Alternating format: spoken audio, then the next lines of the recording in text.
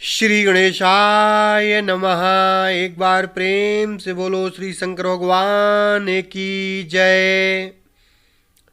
शिव पुराण शतरुद्र संहिता अध्याय 21 शिव जी के पिप्पलाद अवतार के प्रसंग में देवताओं की दधीच मुनि से अस्थि याचना, दधीच का शरीर त्याग, वज्र निर्माण तथा उसके द्वारा वृत्रासुर का वध, सुवर्चा का देवताओं को श्राप, पिप्पलाद का जन्म और उनका विस्तृत वृत्तांत।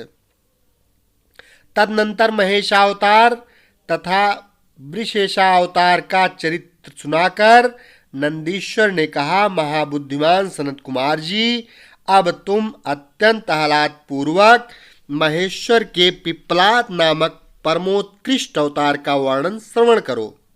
यह उत्तम आख्यान भक्ति की वृद्धि करने वाला है। मुनीश्वर, एक समय दैत्यों ने वृत्तासुर की सहायता से इंद्र आदि समस्त देवताओं को पराजित कर दिया।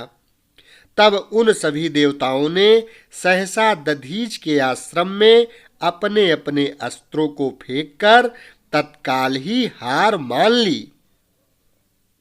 तत्पश्चात मारे जाते हुए वे इंद्र सहित संपूर्ण देवता तथा देवर्षि शीघ्र ही ब्रह्मलोक में जा पहुंचे और वहां ब्रह्मा जी से उन्होंने अपना वह दुखड़ा कह सुनाया। देवताओं का वह कथन सुनकर लोक पितामह ब्रह्मा ने सारा रहस्य यथार्थ रूप से प्रकट कर दिया कि यह सब त्वष्टा की करतूत है। त्वष्टा ने ही तुम लोगों का वध करने के लिए तपस्या द्वारा इस महातेजस्वी वृत्तासुर को उत्पन्न किया है। यह दैत्य महान आत्मबल से संपन्न तथा समस्त दैत्यों का अधिपति है। अतः अब ऐसा प्रयत्न करो जिससे इसका वध हो सके। बुद्धिमान देवराज, मैं धर्म के कारण इस विषय में एक उपाय बतलाता हूँ, सुनो। जो दधीच नाम वाले महामुनि हैं, वे तपस्वी और जितेंद्रिय हैं।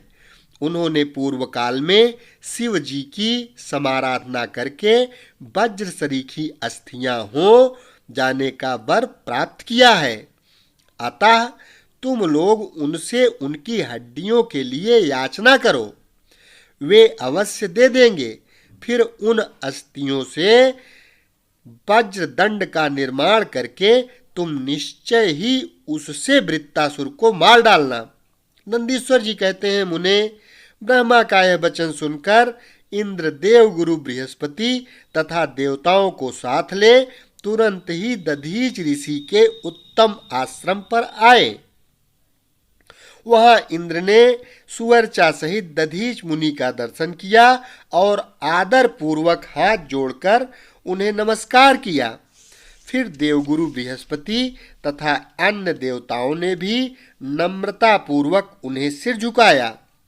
दधीच मुनि विद्वानों में श्रेष्ठ तो थे ही, वे तुरंत ही उसके अभिप्राय को टाल गए। तब उन्होंने अपनी पत्नी सुवर्चा को अपने आश्रम से अन्यत्र भेज दिया। तत्पश्चात देवताओं सहित देवराज इंद्र, जो स्वार्थ साधन में बड़े दक्ष हैं, अर्थशास्त्र का आश्रय लेकर मुनिवर से बोले। इंद्र ने कहा, मुने, आप महान शिव भक्त, दाता तथा शरणागत रक्षक हैं। इसलिए हम सभी देवता तथा देवर्षि त्वष्टा द्वारा अपमानित होने के कारण आपकी शरण में आए हैं। विप्रवर, आप अपनी वज्रमयी अस्थियां हमें प्रदान कीजिए, क्योंकि आपकी हड्डी से वज्र का निर्माण करके मैं उस देवद्रोही का वध करूंगा। इंद्र के यूं कहने पर परोपकार परायण दधीच मुनि ने अपने स्वामी शिव का ध्यान करके अपना शरीर छोड़ दिया। उनके समस्त बंधन नष्ट हो चुके थे, अतः वे तुरंत ही ब्रह्मलोक को चले गए। उस समय वहां पुष्पों की वर्षा होने लगी और सभी लोग आश्चर्यचकित हो गए। तदनंतर इंद्र ने शीघ्र ही सुरभि गौ को बुलाकर उस शरीर को चटवाया और उन हड्डियों से अस्त्र निर्माण करने के लिए विश्वकर्मा को आदेश दिया। तब इंद्र की आज्ञा पाकर विश्वकर्मा ने शिव जी के तेज से सुदृढ़ हुई मुनि की वज्रमयी हड्डियों से संपूर्ण अस्त्रों की कल्पना की। उनके रीढ़ की हड्डी से वज्र और ब्रह्मशिर नामक बाण बनाया तथा अन्य अस्थियों से अन्यान्य बहुत से अस्त्रों का निर्माण किया। तब शिव जी के तेज से उत्कर्ष को प्राप्त हुए इंद्र ने उस वज्र को लेकर क्रोधपूर्वक वृत्तासुर पर आक्रमण किया, ठीक उसी तरह जैसे रुद्र ने यमराज पर धावा किया था। फिर तो कवच आदि से भली भांति सुरक्षित हुए इंद्र ने तुरंत ही पराक्रम प्रकट करके उस वज्र द्वारा वृत्रासुर के पर्वत शिखर सरीखे सिर को काट गिराया। तात उस समय स्वर्गवासियों ने महान विजयोत्सव मनाया। इंद्र पर पुष्पों की वृष्टि होने लगी और सभी देवता उनकी स्तुति करने लगे। तदनंतर महान आत्मबल से संपन्न दधीच मुनि की पतिव्रता पत्नी सुवर्चा पति के आज्ञानुसार अपने आश्रम के भीतर गई। वहां देवताओं के लिए पति को मरा हुआ जानकर वह देवताओं को श्राप देते हुए बोली। सुवर्चा ने कहा, ओहो, इंद्र सहित ये सभी देवता बड़े दुष्ट हैं और अपना कार्य सिद्ध करने में निपुण, मूर्ख तथा लोभी हैं। इसलिए ये सब के सब आज से मेरे श्राप से पशु हो जाएं। इस प्रकार उस तपस्वी मुनि पत्नी सुवर्चा ने उन इंद्र आदि समस्त देवताओं को श्राप दे दिया। तत्पश्चात उस पतिव्रता ने पतिलोक में जाने का विचार किया। फिर तो मनस्विनी सुवर्चा ने परम पवित्र लकड़ियों द्वारा एक चिता तैयार की। उसी समय शंकर जी की प्रेरणा से सुखदायिनी आकाशवाणी हुई। वह उस मुनि पत्नी सुवर्चा को आश्वासन देती हुई बोली। आकाशवाणी ने कहा, प्राज्ञे, ऐसा साहस मत करो, मेरी उत्तम बात सुनो। देव, तुम्हारे उदर में मुनि का तेज वर्तमान है, तुम उसे यत्नपूर्वक उत्पन्न करो।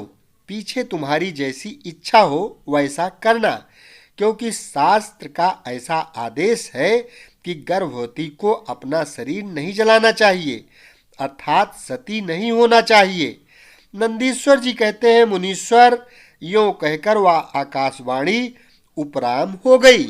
उसे सुनकर वह मुनि पत्नी क्षण भर के लिए विस्मय में पड़ गई, परंतु उस सती साध्वी सुवर्चा को तो पतिलोक की प्राप्ति ही अभीष्ट थी। अतः उसने बैठकर पत्थर से अपने उदर को विदीर्ण कर डाला। तब उसके पेट से मुनिवर दधीच का वह गर्भ बाहर निकल आया। उसका शरीर परम दिव्य और प्रकाशमान था तथा वह अपनी प्रभा से 10 दिशाओं को उद्भासित कर रहा था। तात दधीच के उत्तम तेज से प्रादुर्भूत हुआ वह गर्भ अपनी लीला करने में समर्थ साक्षात रुद्र का अवतार था। मुनि प्रिया सुवर्चा ने दिव्य स्वरूपधारी अपने उस पुत्र को देखकर मन ही मन समझ लिया कि यह रुद्र का अवतार है। फिर तो वह महासाध्वी परमानंद मग्न हो गई और शीघ्र ही उसे नमस्कार करके उसकी स्तुति करने लगी। मुनीश्वर, उसने उस स्वरूप को अपने हृदय में धारण कर लिया। तदनंतर पतिलोक की कामना वाली विमलेक्षणा माता सुवर्चा मुस्कुराकर अपने उस पुत्र से परम स्नेह पूर्वक बोली। सुवर्चा ने कहा, तात, परमेशान, तुम इस अस्वस्थ वृक्ष के निकट चिरकाल तक स्थिर रहो। महाभाग, तुम समस्त प्राणियों के लिए सुखदाता हो और अब मुझे प्रेम पूर्वक पतिलोक में जाने के लिए आज्ञा दो। वहां पति के साथ रहती हुई मैं रुद्र रूपधारी तुम्हारा ध्यान करती रहूंगी। नंदीश्वर जी कहते हैं, मुने, साध्वी सुवर्चा ने अपने पुत्र से यूं कहकर परम समाधि द्वारा पति का ही अनुगमन किया।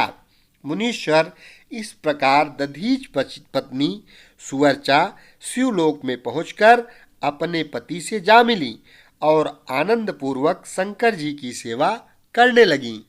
तात इतने में ही हर्ष से भरे हुए इंद्र सहित समस्त देवता मुनियों के साथ आमंत्रित हुए की तरह शीघ्रता से वहां आ पहुंचे। तब प्रसन्न बुद्धि वाले ब्रह्मा ने उस बालक का नाम पिप्पलाद रखा। फिर सभी देवता महोत्सव मनाकर अपने अपने धाम को चले गए। तदनंतर महान ऐश्वर्यशाली रुद्रावतार पिप्पलाद उसी अस्वस्थ के नीचे लोकों की हित कामना से चिरकालिक तप में प्रवृत्त हुए। लोकाचार का अनुसरण करने वाले पिप्पलाद का यूं तपस्या करते हुए बड़ा समय व्यतीत हो गया। तदनंतर पिप्पलाद ने राजा अनरण्य की कन्या पद्मा से विवाह करके तरुण हो उसके साथ विलास किया। उस मुनि के 10 पुत्र हुए जो सब के सब पिता के ही समान महात्मा और उग्र तपस्वी थे। वे अपनी माता पद्मा के सुख की वृद्धि करने वाले हुए। इस प्रकार महाप्रभु शंकर के लीलावतार मुनिवर पिप्पलाद ने महान ऐश्वर्यशाली नाना प्रकार की लीलाएं की। उन कृपालु ने जगत में शनैश्चर की पीड़ा को, जिसका निवारण करना सबकी शक्ति के बाहर था, देखकर लोगों को प्रसन्नता पूर्वक यह वरदान दिया कि जन्म से लेकर 16 वर्ष तक की आयु वाले मनुष्यों को तथा शिव भक्तों को शनि की पीड़ा नहीं हो सकती। यह मेरा वचन सर्वथा सत्य है। यदि कहीं शनि मेरे वचन का अनादर करके उन मनुष्यों को पीड़ा पहुंचाएगा तो वह निसंदेह भस्म हो जाएगा। तात इसीलिए उस भय से भीत हुआ ग्रह श्रेष्ठ शनैश्चर विकृत होने पर भी वैसे मनुष्यों को कभी पीड़ा नहीं पहुंचाता। मुनिवर, इस प्रकार मैंने लीला से मनुष्य रूप धारण करने वाले पिप्पलाद का उत्तम चरित्र तुम्हें सुना दिया। यह संपूर्ण कामनाओं को पूर्ण करने वाला है।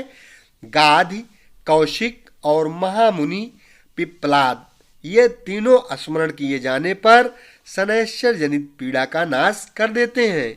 वे मुनिवर दधीच जो परम ज्ञानी सत्पुरुषों के प्रिय तथा महान शिव भक्त थे, धन्य हैं, जिनके यहाँ स्वयं आत्मज्ञानी महेश्वर पिप्पलाद नामक पुत्र होकर उत्पन्न हुए।